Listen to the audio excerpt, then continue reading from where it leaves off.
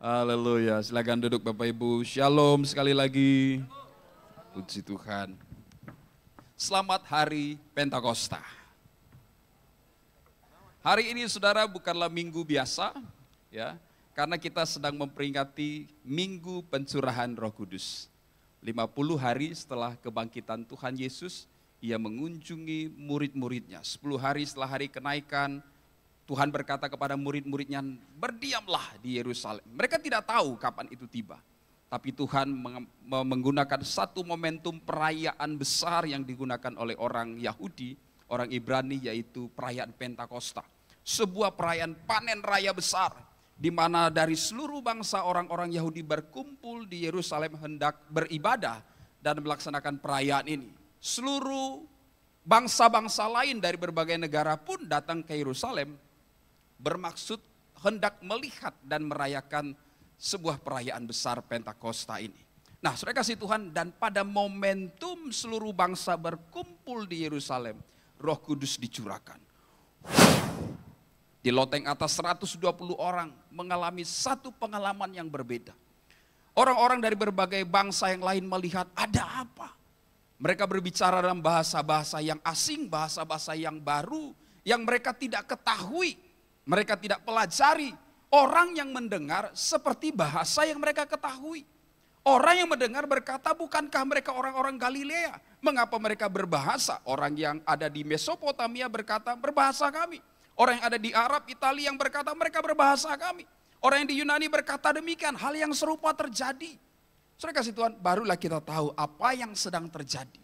Bahasa-bahasa baru dicurahkan supaya dengan pencurahan Roh Kudus, bangsa-bangsa itu tahu pekerjaan Tuhan yang dahsyat, pekerjaan Tuhan yang besar.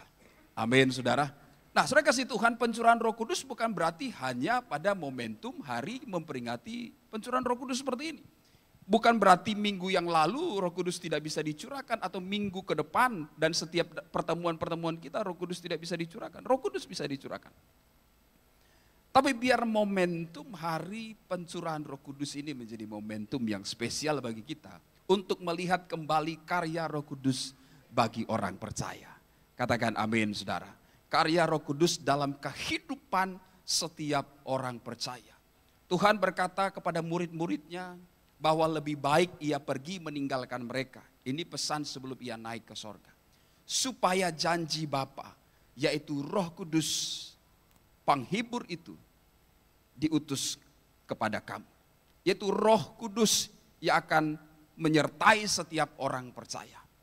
Dan Roh Kudus yang sama yang dikatakan oleh Tuhan, aku akan menyertai engkau sampai pada kesudahan zaman.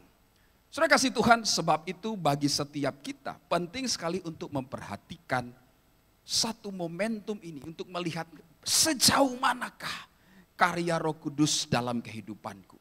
Apalagi yang aku perlu ketahui, karya Roh Kudus dalam kehidupanku sebagai orang percaya. Dan ketika aku dipenuhi Roh Kudus, apa yang dapat aku lakukan? Dan bagaimana aku dipenuhi oleh Roh Kudus. Saudara kasih Tuhan, sebelum sampai ke situ, barangkali saudara yang lebih awal datang, mungkin saudara mendengar Voice of the Pentecost. Saya dorong atau saya sarankan saudara untuk mendengar itu kembali. Itu ulasannya itu disampaikan dengan rinci dan gamblang. Mengapa orang percaya perlu dipenuhi oleh Roh Kudus. Nah, sekarang sore hari ini kita lihat dalam Hosea pasal yang ke-6 ayat yang kedua sebagai pendahuluan. Kita baca sama-sama 3, 2, 1. Ia akan menghidupkan kita sesudah 2 hari, pada hari yang ketiga ia akan membangkitkan kita. Dan kita akan hidup di hadapannya.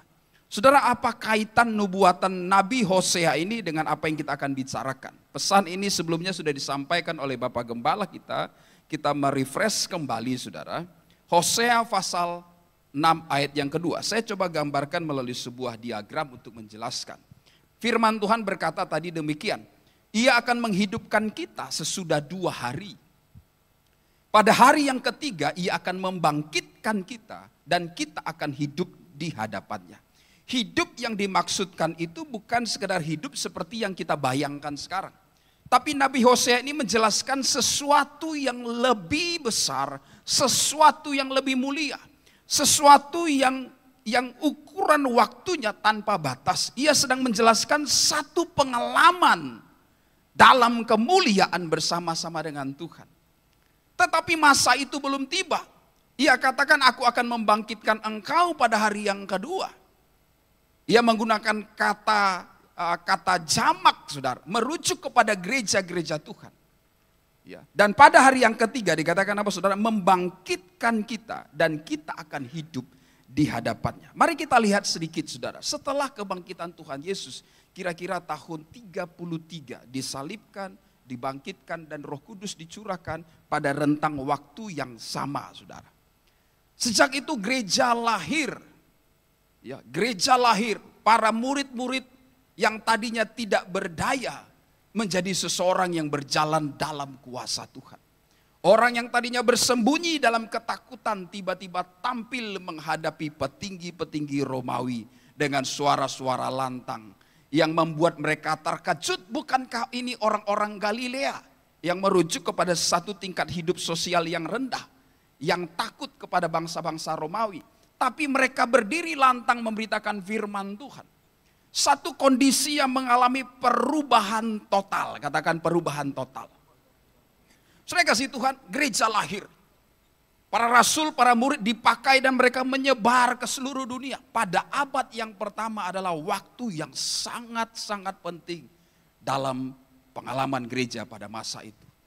Tapi kemudian sejak para rasul dan murid-murid pertama, para penilik-penilik awal, ini kemudian mati, terus berganti, tahun-tahun berganti setahun. Masuk pada abad kedua, gereja mulai mengalami kemerosotan pengaruh. Ketika gereja mulai memasuki area kekuasaan. Saudara kasih Tuhan, kemudian ada beberapa raja-raja melihat sebuah potensi untuk memperlebar pengaruh kekuasaan mereka. Mereka menggunakan agama sebagai kendaraan politik identitas pada waktu itu. Ini konteksnya Kristen. Sudah sejak saat itu pengaruh dan kuasa gereja mulai merosot sampai pada milenium pertama, 1000 tahun pertama. Para teolog menyebut waktu-waktu itu adalah waktu-waktu kegelapan, masa-masa kegelapan. Kita tidak mendengar ada peristiwa yang spektakuler, kita tidak mendengar pekerjaan karya Roh Kudus berkesinambungan pada masa-masa itu. Sampai pada suatu waktu, 1520 abad yang kedua, tahun abad ke-15 maksud saya, milenium yang kedua, masuk pada milenium yang kedua. Ada sebuah peristiwa baru terjadi. Tokoh yang menonjol pada waktu itu adalah Martin Luther.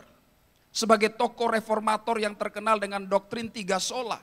Sola scriptura, sola fide, sola gratia. Ia mengatakan sola gratia keselamatan oleh anugerah Allah. Sola fide hanya oleh iman bukan perbuatan-perbuatan manusia. Dan yang ketiga sola scriptura kembali kepada kitab suci. Pada masa itu kitab suci hanya dimiliki oleh para imam dan diketahui oleh para imam. Dan orang harus melakukan sesuatu untuk menerima pengampunan dosa. Saudara kasih Tuhan, terjadi pembaharuan yang belum pernah ada sebelumnya. Sejak abad ke-15 itu gereja mengalami satu musim yang baru. Pada milenium yang sama tahun 1900 terjadi lawatan Tuhan yang besar pada abad ke-19. Azusa Street menjadi titik yang sangat penting pada momentum pencurahan Roh Kudus yang kedua. Pencurahan Roh Kudus yang global. Sampai ke seluruh dunia. Saya sudah pernah khotbahkan itu, saudara. Saudara kasih Tuhan. Itu satu momentum yang baru. Gereja mulai bangkit kembali. Satu pengalaman yang belum pernah ada sebelumnya mulai lahir kembali. Pengalaman karunia. Orang mengalami perjumpaan dengan Tuhan yang sakit disembuhkan. Gereja masuk pada era penuaian yang terbesar dan masif. Bersifat global. Multi etnik. Saudara kasih Tuhan, gereja bangkit kembali. Itu milenium yang kedua. Kalau kita mengingat dalam 2 Petrus pasal yang ketiga, firman Tuhan berkata pada bagian B-nya saudara, bahwa satu hari bagi Tuhan sama dengan 1000 tahun bagi manusia. Maka kalau kita lihat diagram ini sejak lahirnya gereja tahun 33, maka perlu kita memberi perhatian apa yang akan terjadi 2000 tahun, 2 milenial, 2 hari sejak gereja dilahirkan, 2033. Firman Tuhan lewat nubuatan Nabi Hosea berkata, kamu akan hidup di hadapanku. Saudara kasih Tuhan, saya tidak katakan bahwa Tuhan akan datang kali kedua pada tahun 2033. Tapi kita perlu perhatikan sesuatu yang sangat penting. Tanda-tanda diberikan.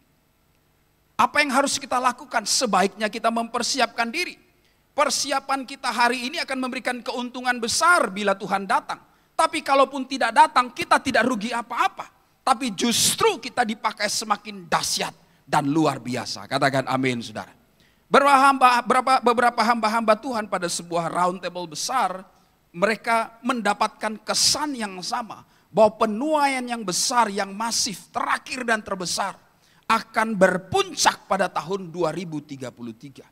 Itu satu masa penuaian, sampai pada peak tingkat puncaknya 2033. Setelah itu kita belum tahu apapun. Saudara, sebab itu mari kita melihat sesuatu bahwa momentum pencurahan Roh Kudus ini adalah satu momentum penting untuk kita terlibat di dalam pekerjaan Roh Kudus. Katakan amin, saudara. Bagi penuaian jiwa terbesar. Tidak lagi menjadi komentator yang melihat kurang ini kurang itu. Atau sebagai penonton yang biasanya lebih lihai daripada pemain di lapangan. Tapi mari pastikan setiap kita, saudara, ambil sebuah keputusan. Aku bukan di luar lapangan, aku mau ada di dalam lapangan. Amin, saudara. Di tengah-tengah Tuhan mencurahkan lawatannya yang besar bagi maksud penuaian di akhir zaman. Pastikan setiap kita ada di tengah-tengah pusarannya. Yang mau katakan amin. Kita berikan tepuk tangan buat Tuhan Yesus. Nah, saudara kasih Tuhan, sebab itu mari lihat hal yang paling mendasar perlu kita ketahui, kita baca dalam Kisah Para Rasul pasal yang pertama ayatnya yang ke-8, kita baca 3, 2, 1. Tetapi kamu akan menerima kuasa kalau Roh Kudus turun ke atas kamu, dan kamu akan menjadi saksiku di Yerusalem dan di seluruh Yudea dan Samaria sampai ke ujung bumi. Jadi titik pencurahan Roh Kudus yang dimaksud terjadi dalam Kisah 1 ayat 8 ini di loteng atas Bukit Sion di kota Yerusalem. Kota Yerusalem ini adalah kota kecil dan kota besar atau lingkungan besar kerajaannya itu adalah kerajaan Yudea, ya, atau kota Yudea. Satu lingkaran yang lebih besar lagi. Sementara Samaria adalah di luar lingkungan Yudea dan mereka adalah orang-orang asing non-Yahudi. Mereka menganggap mereka orang-orang yang sudah berbeda walaupun dari root family atau akar famili yang masih sama. Tapi mereka sudah dianggap berbeda, jadi orang asing. Dan kemudian sampai ke ujung-ujung bumi. Kalau kita melihat gambaran kota ini secara geografis, Tuhan tidak secara sengaja atau Tuhan memang sengaja mau menunjukkan kepada kita ada satu tingkat pengaruh yang lebih kian lama kian besar. Satu tingkat pengaruh di mana ketika kita berjalan pada satu titik pertama Yerusalem, Tuhan akan memperluas pengaruh kita sampai pada Yudea, Samaria, bahkan sampai ke ujung bumi. Katakan amin, saudara. Sebelum ke ujung bumi, kita harus selesaikan dulu di dalam diri kita. Sebelum kita berdoa supaya kehidupan kita mengubah orang, Roh Kudus berperkara terlebih dahulu mengubah kehidupan kita pertama-tama. Katakan amin, saudara. Ada berapa banyak mau dipakai oleh Tuhan membawa pengaruh bagi kota dan bangsa? Angkat tangan, saudara. Roh Kudus Tuhan katakan mulai dari perubahan terjadi dalam diri kita. Haleluya. Nah, saya kasih Tuhan, kita lihat dalam tiga pokok yang sangat signifikan dari ayat ini saya urai, yaitu dalam bentuk kuasa, kemudian menjadi saksi, dan kemudian Roh Kudus turun atas orang percaya. Yang pertama kita lihat kuasa, saudara. Kuasa berakar dari kata dunamis dan exousia. Dunamis dan juga bermakna exousia. Ini akar kata kuasa yang digunakan dalam Kisah Para Rasul pasal yang pertama ayat yang ke-8. Nah, Saudara, dunamis itu seperti daya ledak atau kita kenal dengan dynamite, sementara exousia itu adalah seperti otoritas. Jadi diberikan kuasa itu seperti diberikan kuasa yang memiliki daya ledak, tapi juga kuasa yang dimaksudkan kuasa yang memiliki otoritas, pengaruh atas kehidupan orang percaya. Nah, saudara kasih Tuhan, kalau kita melihat satu pengertian yang pertama dari kata kuasa yang diberikan bagi orang percaya, yaitu kata dunamos, maka kita dapat gambarkan untuk apa dunamos atau dinamit digunakan. Ketika seseorang hendak membuka jalan baru, dia akan menggunakan dynamit. Dia meletakkannya berharap dynamit diledakkan, ada tekanan yang besar, maka jalan buntu itu terbuka. Dalam kehidupan kita hari-hari ini, sering sekali persoalan, permasalahan, pergumulan, membuat kita buntu dan tidak tahu harus kemana. Maka orang-orang percaya hari ini membutuhkan jalan yang baru. Katakan amin, saudara. Membutuhkan hikmat yang baru. Pengalaman-pengalaman yang lama telah kita coba. Semua nasihat-nasihat orang, kemampuan-kemampuan akademis kita sudah lakukan. Tapi terhadap persoalan ini kok tidak kunjung usai. Maka yang diperlukan oleh orang percaya bukan lagi kemampuan akal dan kekuatan lahiriah, tapi kekuatan dari tempat yang maha tinggi. Yang percaya katakan amin, saudara. Karena kuasa ini memberikan sebuah kemampuan daya ledak, memberikan jalan yang baru ketika kita tidak memiliki jalan. Ketika kita tidak lagi bisa berpikir apa yang harus kita lakukan. Kita mulai jenuh, kita mulai kering, kita exhausted. Dengan proses yang tidak kunjung usai.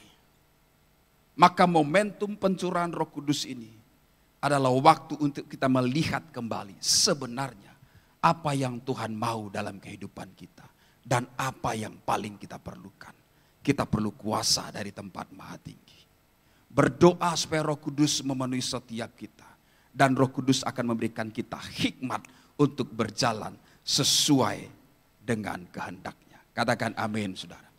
Dalam pengalaman kehidupan, dalam pengalaman iman, kehidupan kekristenan, kerohanian kita, karir kita, bisnis kita. Mungkin kita berpikir kita sudah lakukan apapun tapi tidak mengalami perubahan, tidak ada pertumbuhan. Kita stuck pada stage tertentu, kita stuck pada tingkat tertentu. Ada berapa banyak yang merasa kehidupannya kok gini-gini aja.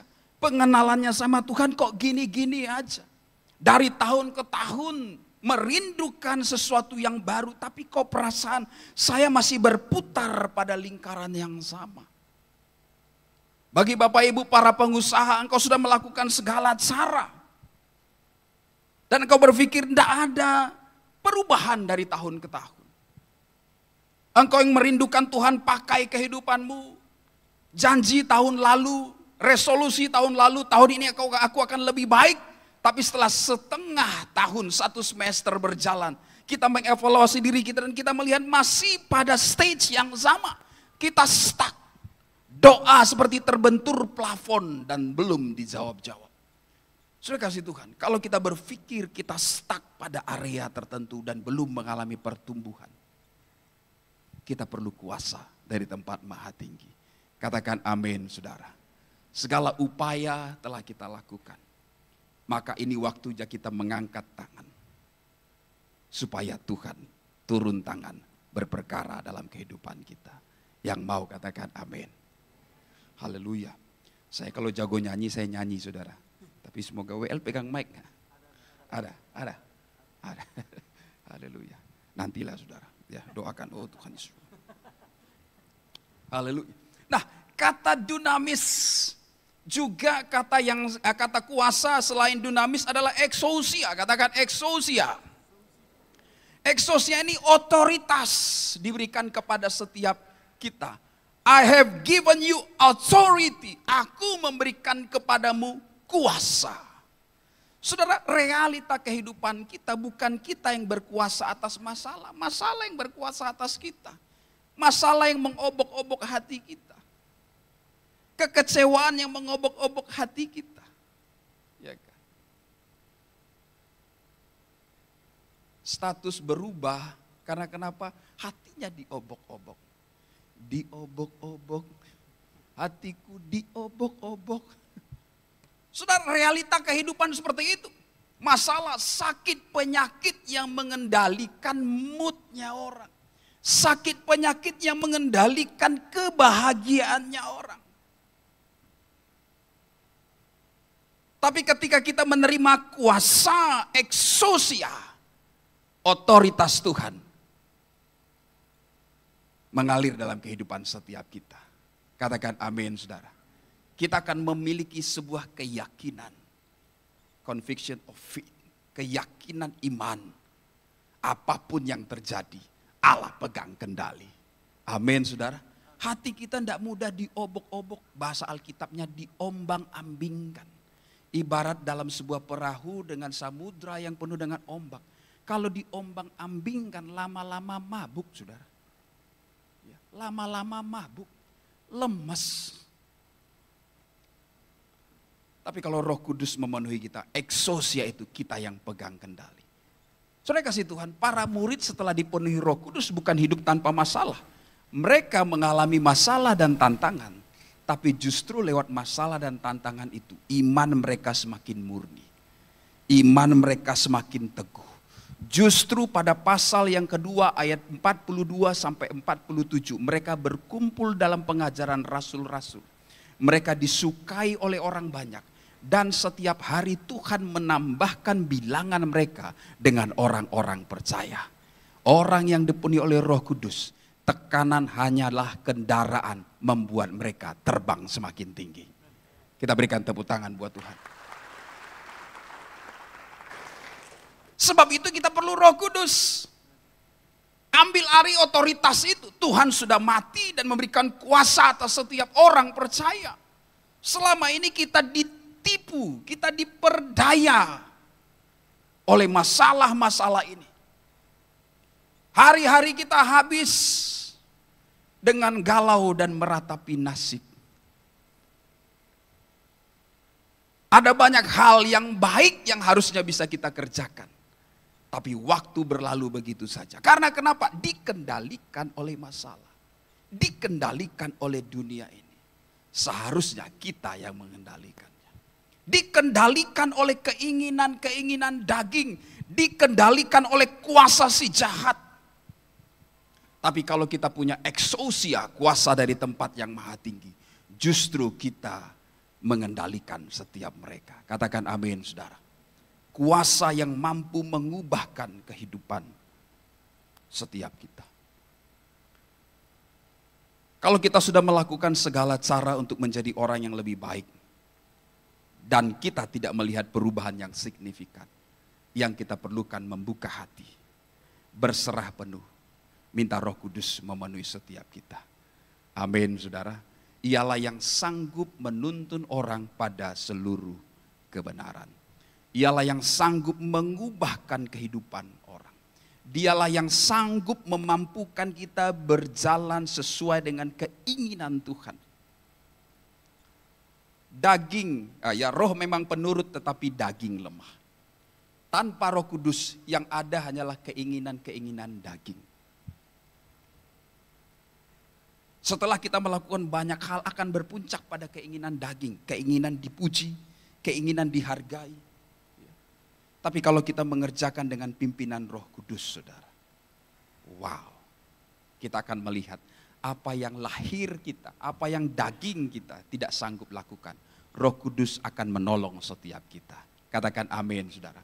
Apa yang selama ini tidak mungkin bagi kita. Setiap baca firman Tuhan stuck dengan pengertian yang tak jelas. Itu pun kalau baca, sapa kanan kiri, saya baca loh.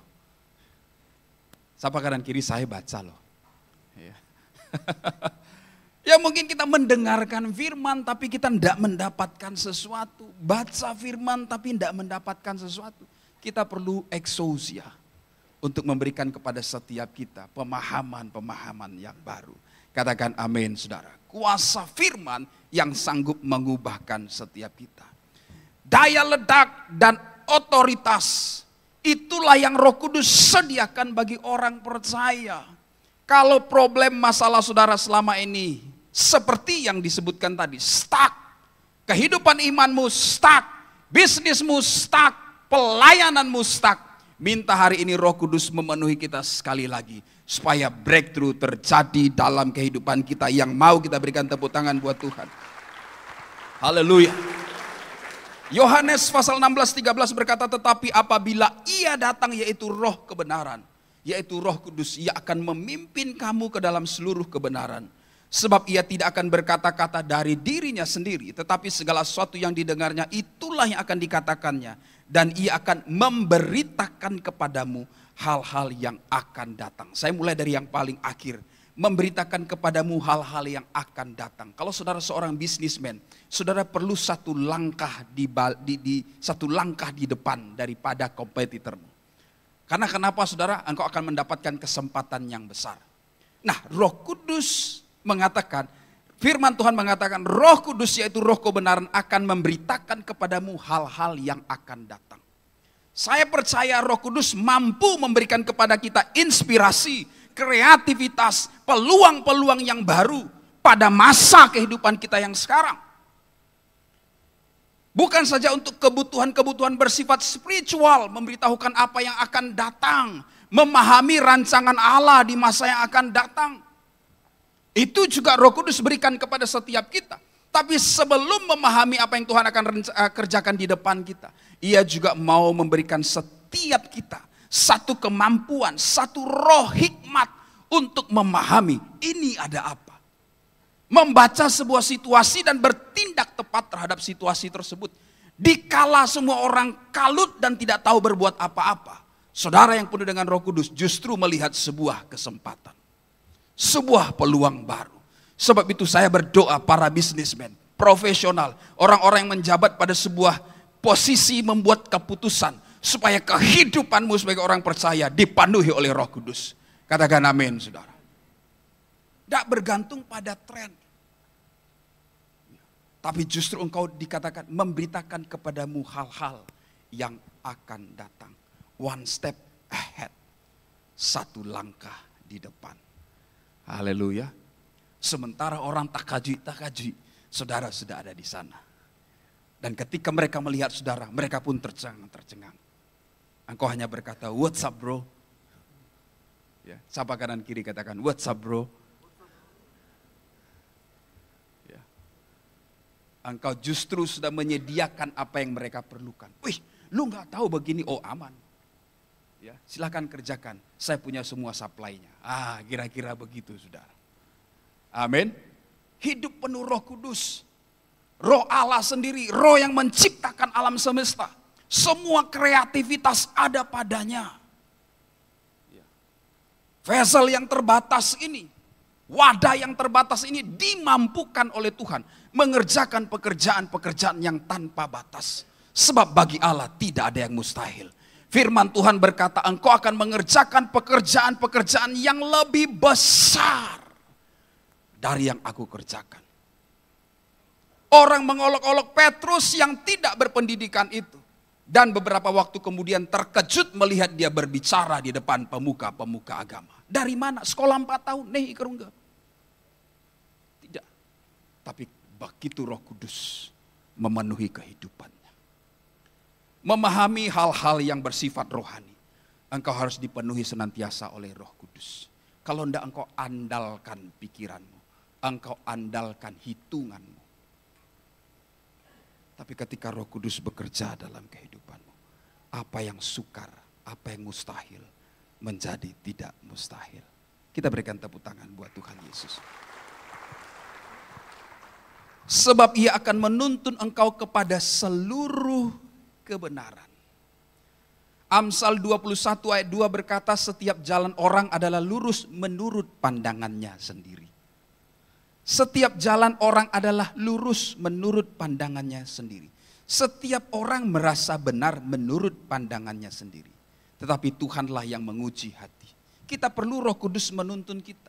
Sering sekali kita berjalan, kita kira kita berjalan lurus.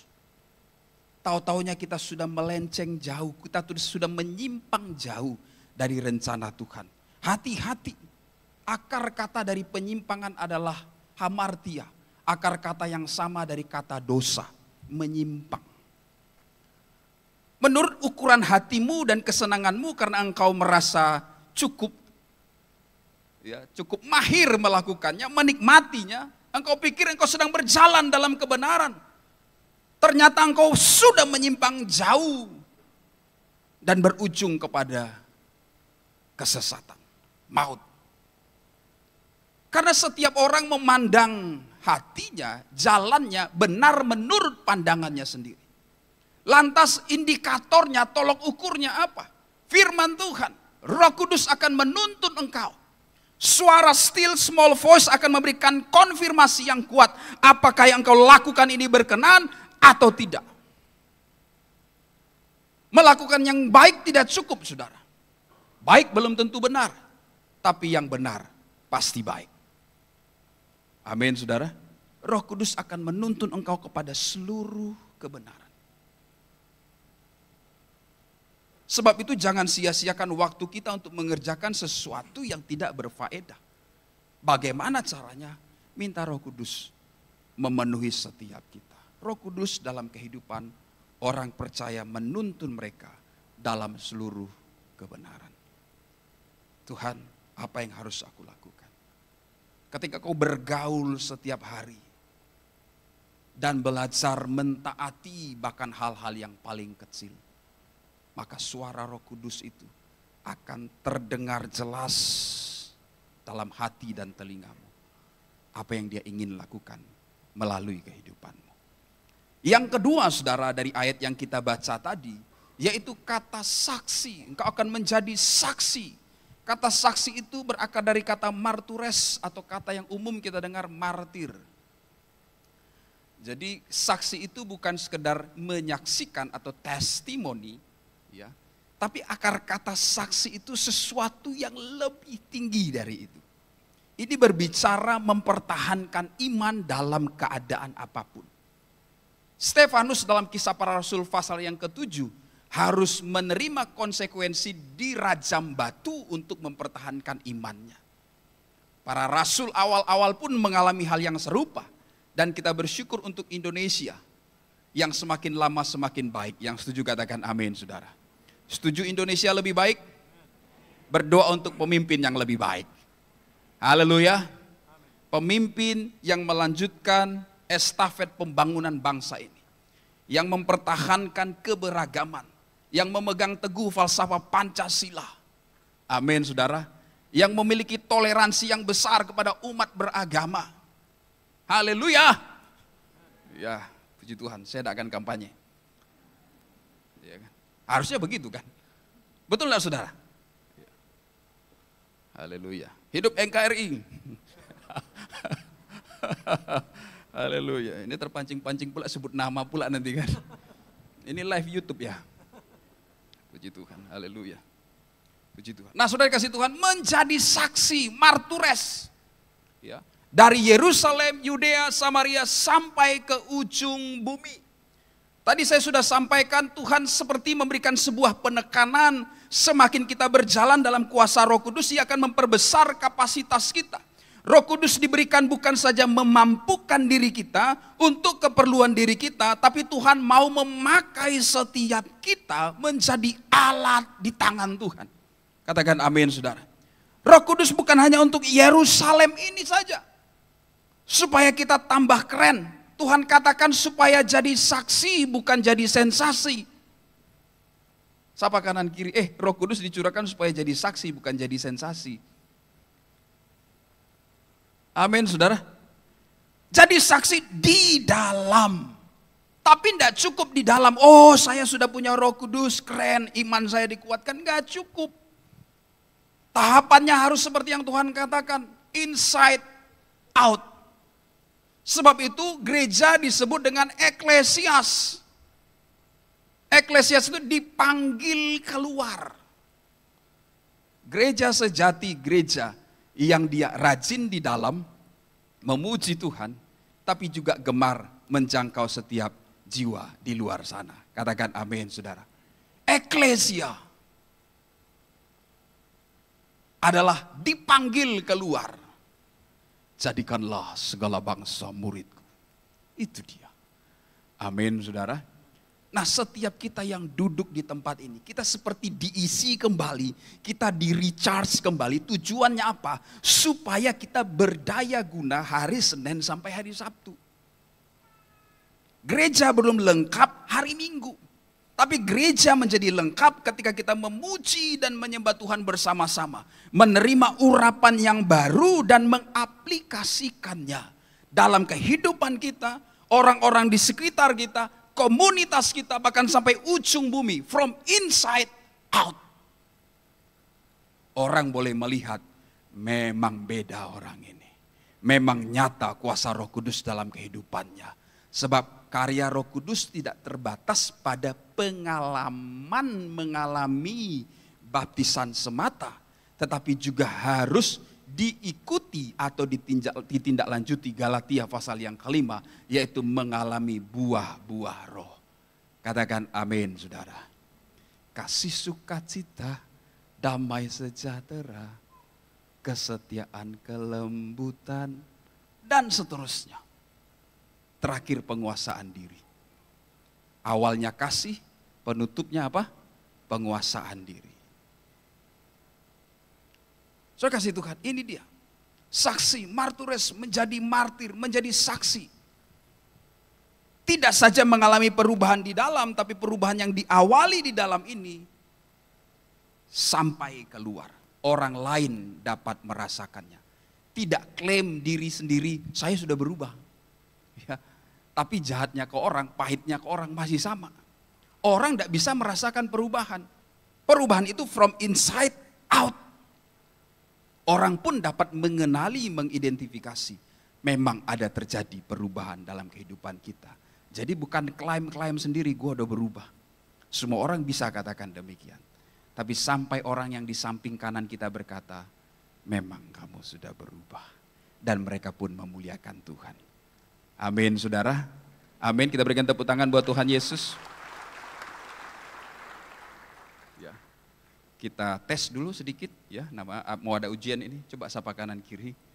Apakah saudara setuju mereka sudah berubah? Setuju saudara, mereka sudah berubah? Katakan kepada mereka, engkau apa? Sudah berubah atau aku masih seperti yang dulu. Engkau masih seperti yang dulu. Atau sudah berubah? Nah, orang-orang terdekat kita akan mengkonfirmasinya. Saudara kasih Tuhan, kemudian saksi, martures, yaitu menyaksikan Kristus. Kalau selama ini kita takut, kita keluh, tidak berani menyaksikan Kristus, tidak berani menyaksikan iman kita. Ya. Hanya karena takut supaya tidak dianggap aneh, kadang-kadang kita di rumah makan pun malu untuk berdoa. Kita berdoanya dalam nama Yesus. Supaya orang tidak perlu tahu. Coba saudara. Ya. Barangkali ada yang sedang memperhatikan saudara. Ya. Ternyata engkau bersimpu dan berdoa. Terima kasih Tuhan buat makanan ini. Jangan juga lama-lama. Itu mau show. Mau cari perhatian juga, ya makanlah, jangan kalau doa makan jangan bangsa dan negara juga. Ya.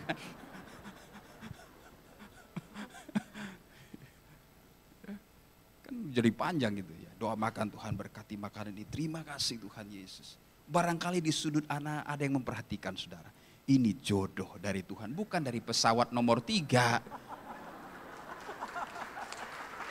Amin. Mungkin sedang ada yang mencari ini mana orang-orang beriman. Karena pesan Pak Pendeta ya, harus berjalan sesuai dengan tuntunan roh. Ya. Seiman, wah, yang gelap dan terang tidak bisa bersatu. Oh ya, dia cari anak-anak Tuhan yang tidak hanya kelihatan kudus di gereja, tapi juga kudus di luar sana. Barangkali dia sedang menanti saudara dan mengamat-ngamati. Daripada berharap sama pesawat nomor 3. Mulai saudara, saksikan Kristus dimanapun engkau berada. Katakan amin saudara. Yang menyaksikan Kristus, yang mendekat pun adalah orang yang menyaksikan Kristus. Yang setuju katakan amin. Menyaksikan Kristus yang mendekat pun anak-anak Kristus. Yang setuju katakan amin. Sudah jelas. Haleluya. Ya, itu dia. Ya. Tidak perlu pakai pengumuman. Saudara-saudara, saya akan berdoa untuk makan ini. Tidak perlu juga. Ya. Itu hal yang paling sederhana. Hal paling sederhana. Hal yang paling penting adalah merefleksikan kehidupan Kristus. Itu yang paling penting. Kuasa martures ini memampukan kita merefleksikan kehidupan Kristus. Selama ini kita bingung bagaimana supaya saya hidup sama seperti Kristus telah hidup. Bukankah Kristus berkata, teladanilah aku. Hidup berjalan sama seperti Kristus. Doa kita, nyanyian kita, menjadi seperti kau, Yesus. Doa kita demikian, kita diciptakan segambar dan serupa dengan Allah. Biarlah kita memandang sama seperti Yesus memandang. Memiliki hati seperti hatinya Yesus. Melangkah berjalan sesuai dengan rencananya Tuhan. Amin, saudara. Hanya bisa terjadi kalau kita dipenuhi Roh Kudus, kehidupan kita merefleksikan kehidupan Kristus. Dengan muka yang tanpa selubung, tanpa topeng. Orang boleh melihat nyata kehidupan Kristus dalam kehidupan setiap orang percaya. Katakan amin, saudara. Kemanapun kita pergi, dimanapun kita berada, kita sedang membawa banner Kristus. Orang antara memuji atau mengolok-olok sangat ditentukan oleh sikap gereja Tuhan. Sikap orang percaya. Sebab itu mari, bagaimana kita berjalan merefleksikan Kristus penuh dengan Roh Kudus. Apa yang Tuhan katakan, kasihi musuhmu. Amin, saudara. Keinginan daging apa? Kalau ketemu musuh, hajar. Kasihi musuhmu. Keinginan daging apa? Kalau ketemu musuh, libas. Tapi refleksi Kristus mengasihi orang-orang yang berbuat jahat kepadamu. Amin, saudara. Yang jahat aja dikasihi, apalagi yang baik. Amin, saudara. Jangan dikasihi, langsung bawa ke rumah orang tua. Haleluya, itu dia. Yang jahat saja dikasih, yang baik. Ini abang ini kenapa duduk sendiri? Hah? Ada yang baik-baik bang? Itu dia. Ya, yang jahat aja dikasihi, diampuni, apalagi yang baik. Apalagi, bawa ke rumah lah. Yang lajang. Amin. Yang muda aja, bukan yang udah nikah, bukan. Ya. Itu dia, menjadi saksi di Yerusalem, menyaksikan Kristus, refleksi kehidupan Kristus, memuliakan Kristus, memberitakan Injil. Para murid dipakai dengan dahsyat memberitakan Injil. Kalau tidak penuh Roh Kudus, kita justru akan dihantui ketakutan. Jangan-jangan orang tersinggung. Lah iyalah, karena tidak dipenuhi Roh Kudus. Kalau dipenuhi Roh Kudus, Tuhan akan beri hikmat kepada kita. Bukan karena fasih lidah memberitakan, tapi kemauan kita akan disertai dengan kemampuan dari tempat yang maha tinggi. Yang mengubahkan orang bukan kecakapan lidah kita, tapi pekerjaan Roh Kudus dalam kehidupan mereka. Katakan amin, saudara. Itu dia. Kata yang sederhana, cukup katakan Yesus mengasihimu. Aku mengasihimu, aku mengampunimu, orang bisa berubah. Karena Roh Kudus yang menjamah mereka. Amin, saudara. Itu dia. Jadilah alat instrumen untuk dipakai bagi pekerjaan yang besar. Yang terakhir, penuaian jiwa. Saudara kasih Tuhan, libatkan diri kita. Siapkan diri kita. Tuhan tidak tunggu mampu. Tuhan hanya mencari orang yang mau dipakai oleh Tuhan. Haleluya. Menjadi saksi sampai ke ujung bumi. Matius 28, 19, 20 berkata demikian, karena itu pergilah, jadikanlah semua bangsa muridku.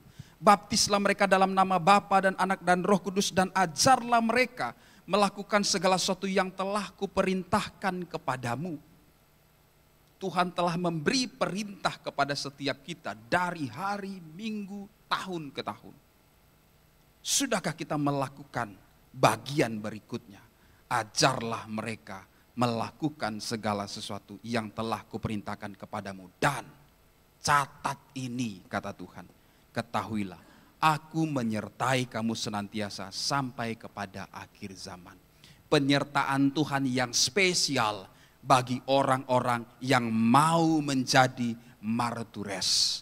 Penyertaan Tuhan yang spesial bagi orang-orang yang mau menjadi saksi Kristus. Bukan sekedar Tuhan ada bersama dengan kita, tapi ada sebuah penekanan penyertaan. Kita akan disertai dengan kuasa Tuhan. Tanda-tanda ini akan menyertai orang percaya. Engkau menumpangkan tangan atas orang kerasukan, mereka dilepaskan, dibebaskan. Amin, saudara. Itu tanda penyertaan, bukan sekedar ada dan memperhatikan untuk dan menghiburmu, untuk ada dan menghiburmu saja, enggak. Tapi menyertai engkau dengan segala kemuliaannya. Amin, saudara. Syaratnya apa Tuhan katakan? Ketahuilah kalau engkau pergi menjadikan segala bangsa murid Tuhan, aku menyertai engkau. Haleluya. Itu dia. Yang ketiga, yang terakhir. Saudara kasih Tuhan, Roh Kudus perlu memenuhi setiap kita. Kata turun mengandung makna kata yang sama, overwhelming, dipenuhi seluruhnya. Apabila kata overwhelming ini adalah kata yang sama dengan kata baptizo atau ditenggelamkan sepenuhnya. Orang yang berkata hidupnya dipenuhi Roh Kudus, dia wajib hidup dipimpin oleh Roh Kudus. Jadi bukan sekedar klaim penuh Roh Kudus, tapi juga hidupnya harus dipimpin oleh Roh Kudus. Overwhelming atau turun, dikuasai. Paulus berkata bukan lagi aku yang hidup, tapi Kristus yang hidup di dalam aku. Biarlah kehidupan kita dikuasai oleh Roh Kudus. Katakan amin, saudara. Kuasa Roh Kudus akan membuat perubahan-perubahan total dalam kehidupan setiap kita. Tuhan berikan kepada kita kuasa dunamis dan exousia.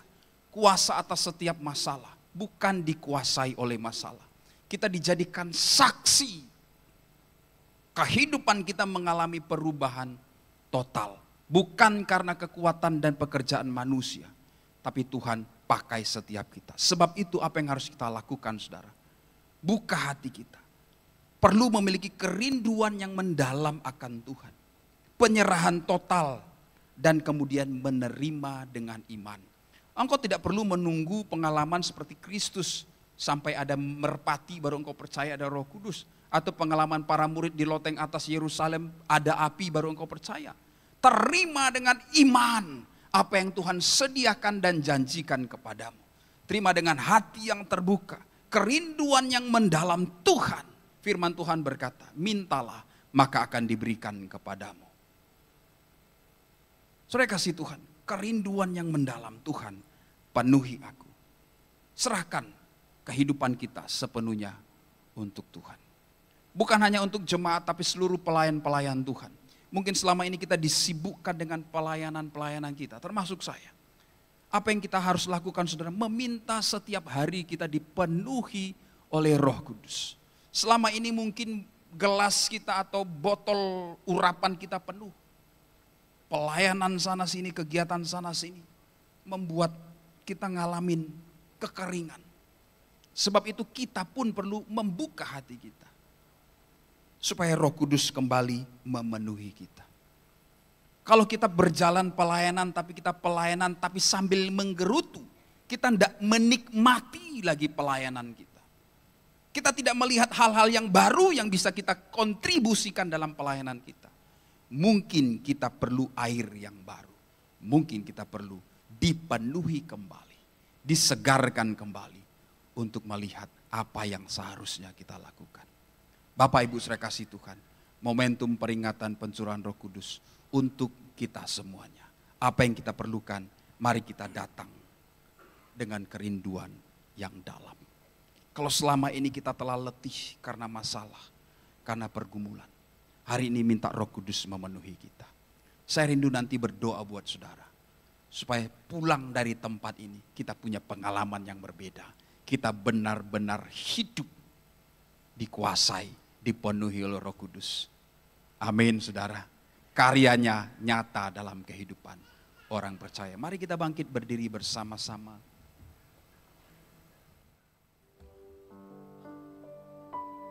Haleluya, puji Tuhan. Datang Roh Kudus, Kau kurindu. Minyak yang baru urapiku, mengalir penuhiku, mengalir pulihkanku. Kuasa-Mu bebaskan hidupku. Sekali lagi katakan, datang Roh Kudus, Kau kurindu. Dengan minyak yang baru urapiku, mengalir penuhiku, mengalir pulihkanku. Kuasa-Mu bebaskan hidupku. Satu yang kurindu, bersekutu denganmu. Bawaku lebih lagi tinggal di dalam-Mu, nikmati hadirat-Mu, jamalah seluruh hidupku. Urapan-Mu mengubah hidupku. Satu yang kurindu, bersekutu denganmu. Bawaku lebih lagi tinggal di dalam-Mu, nikmati hadirat-Mu, jamalah seluruh hidupku. Urapan-Mu mengubah hidupku. Momentum ini jangan kita lewatkan begitu saja. Altar ini terbuka untuk setiap kali kita menyembah Tuhan, ada di hadirat Tuhan. Roh Kudus memenuhi setiap kita. Yang kita perlukan untuk berjalan sebagai anak-anak Tuhan.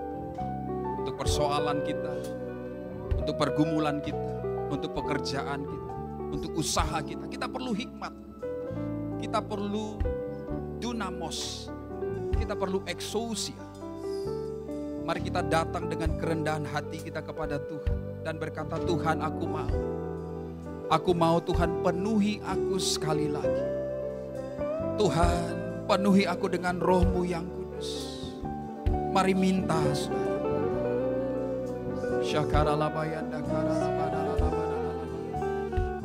Yes Lord, yes Lord, yes Lord. Ada berapa banyak yang mau, saudara, dipenuhi oleh Roh Kudus kembali? Angkat tangan, saudara. Haleluya, haleluya. Engkau melihat setiap tangan-tangan yang terangkat, Tuhan. Sesuai dengan iman mereka. Berkenan Tuhan curahkan Roh-Mu atas setiap mereka. Melalui penumpangan tangan Tuhan Yesus, Engkau menjamah setiap mereka. Penuhi setiap hati mereka. Sesuai dengan kehausan dan kerinduan mereka. Tuhan Yesus, hari ini akan menjadi hari yang mereka akan ingat. Hari ini menjadi hari yang spesial ya Tuhan Yesus. Ora baya sandara la bayanda kara la bayanda kara la barara la badala la badala. Ora baya sandara kara la badala la badala. Curahkan urapan-Mu Tuhan Yesus. Ora la bayanda la bayanda kara la baya sandara la badala la badala la badala. Yesus Yesus.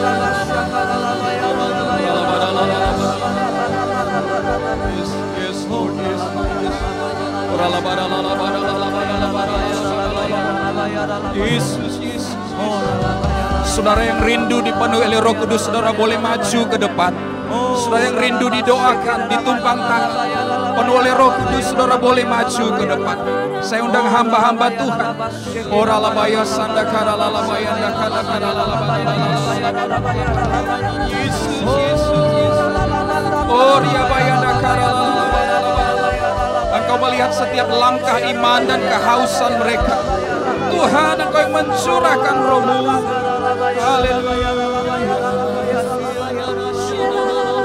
Yes Lord.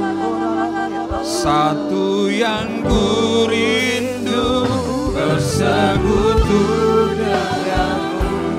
Bawaku lebih lagi tinggal di dalam-Mu, nikmati hadirat-Mu,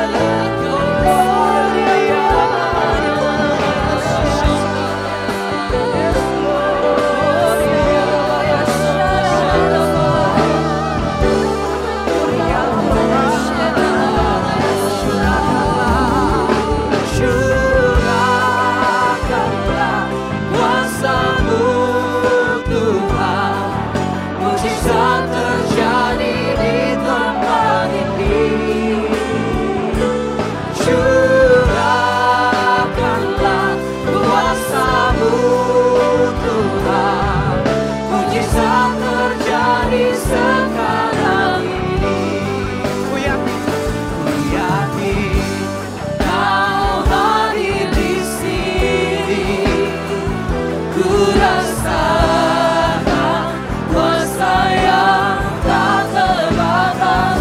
Ku yakin Kau nyata di sini. Kemenangan terjadi di sini. Ku yakin Kau hadir di sini. Ku rasakan kuasa yang tak terbatas. Ku yakin Kau nyata di sini. Kemenangan terjadi di sini. Ku yakin Kau hadir di sini. Ku rasakan kuasa yang tak terbatas. Ku yakin Kau nyata di sini. Kemenangan terjadi di sini. Pemulihan terjadi di sini.